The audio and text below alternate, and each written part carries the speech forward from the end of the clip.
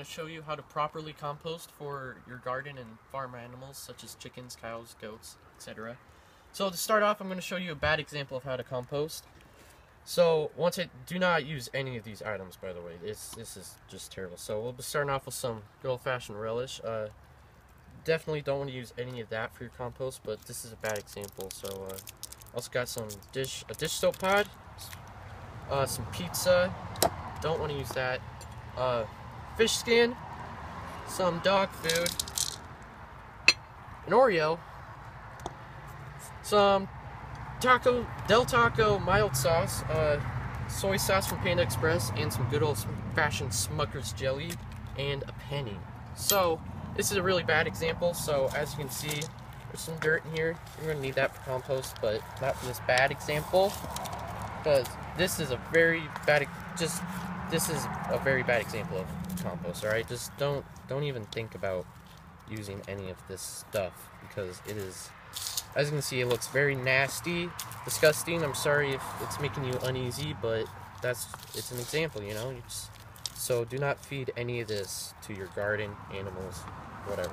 So a good example, if you're not going to be feeding animals, so if you're going to be putting compost in a garden, you can add some eggshells. That makes some good compost. Leaves are also very good. Tea bags can work well too. And then of course you can add fruits and vegetables and peels. So banana peels, some cucumbers, lemons, half an onion will work. Some more lemons and carrots. So pretty much all vegetables and fruits can go into good compost, especially if you're going to be feeding them to animals. You can also add coffee filters. Those work pretty well too. Bread can work. Some coffee grounds. That's actually really well. It works great for compost. And then to break it down a lot faster, because compost breaks down over time, worms can make it go by a lot faster. So I did have worms on here, but they're slithering away into the leaves. I forgot to mention that leaves also work well too, and so do sticks. Don't use like big logs, but small sticks can work well.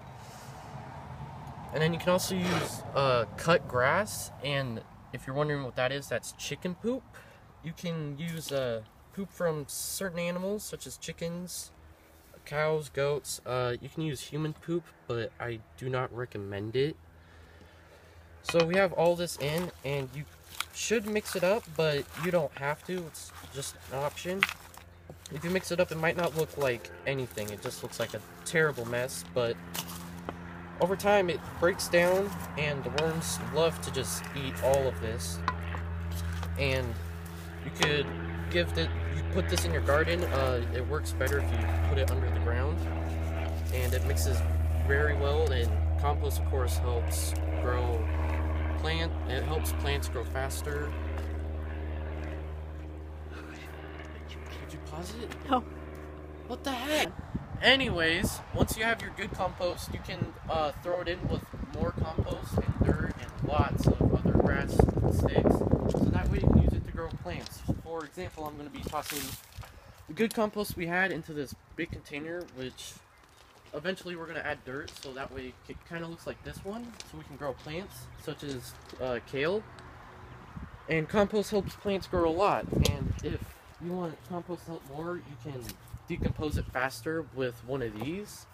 And you basically throw your compost in, and you of course put the lid on it, and you can mix it up so it decomposes faster. But if you want to give compost to animals, you have to have certain compost, such as bread, fruits, and vegetables only, because of course chickens don't want to eat their own eggshells. So we have some chickens here that love eating some compost. So our chicken's main diet is compost that we give them. So peels, fruits, vegetables, and that's what they eat for their main food. And that is how you compost.